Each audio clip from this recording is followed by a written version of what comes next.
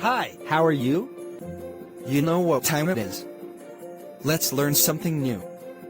Have you ever heard of a man named Charles R. Drew? No?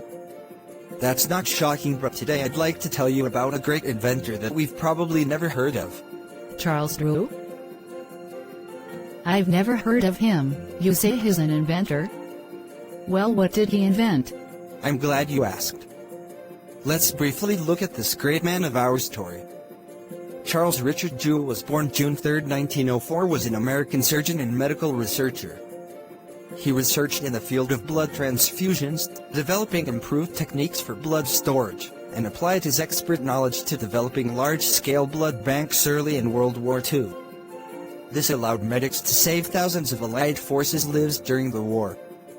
As the most prominent African American in the field, Drew protested against the practice of racial segregation and the donation of blood, as it lacked scientific foundation, and resigned his position with the American Red Cross, which maintained the policy until 1950.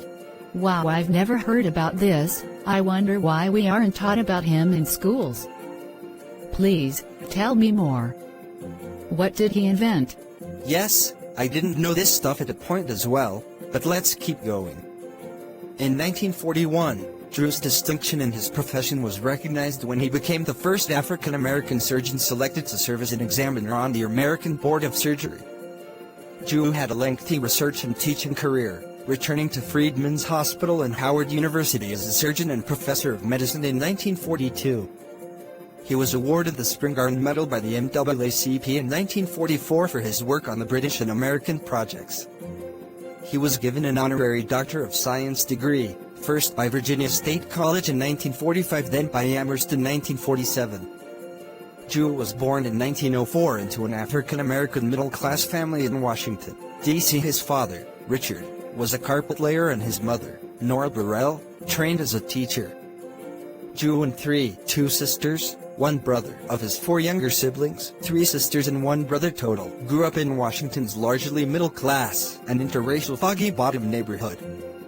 From a young age, Drew began work as a newspaper boy in his neighborhood, daily helping deliver over 1,000 newspapers to his neighbors.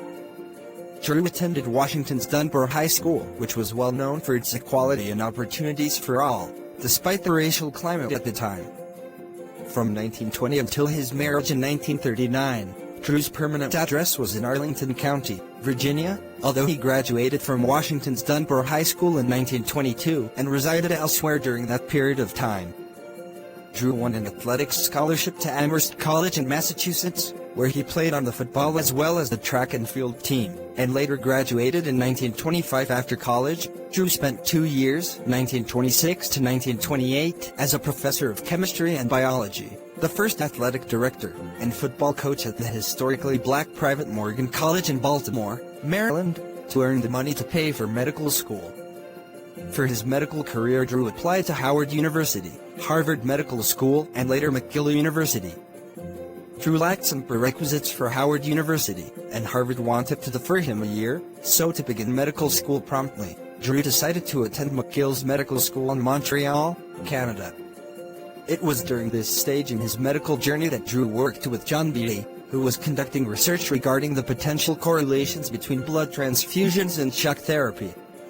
Shock occurs as the amount of blood in the body rapidly declines, which can be due to a variety of factors such as a wound or lack of fluids, dehydration.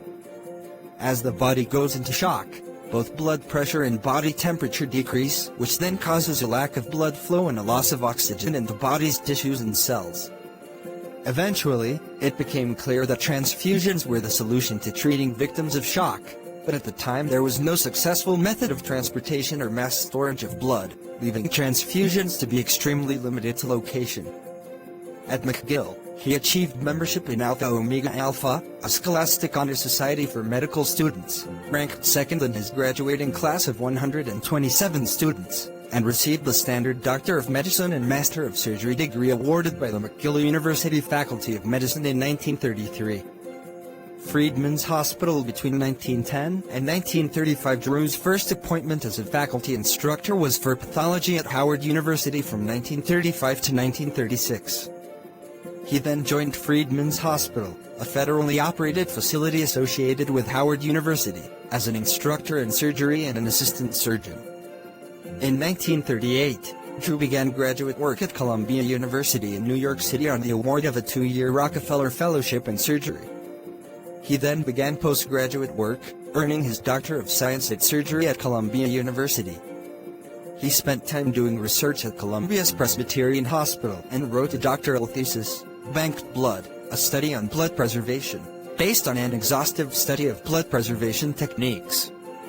It was through this blood preservation research where Drew realized blood plasma was able to be preserved 2 months longer through deliquification, or the separation of liquid blood from the cells. When ready for use, the plasma would then be able to return to its original state via reconstitution.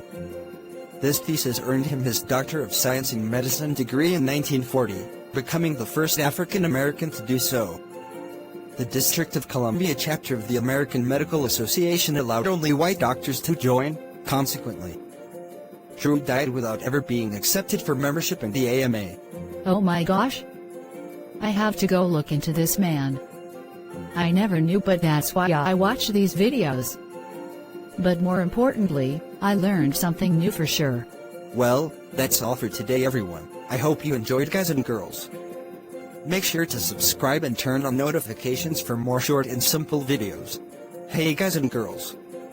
Make sure to subscribe and leave a comment. See you next time.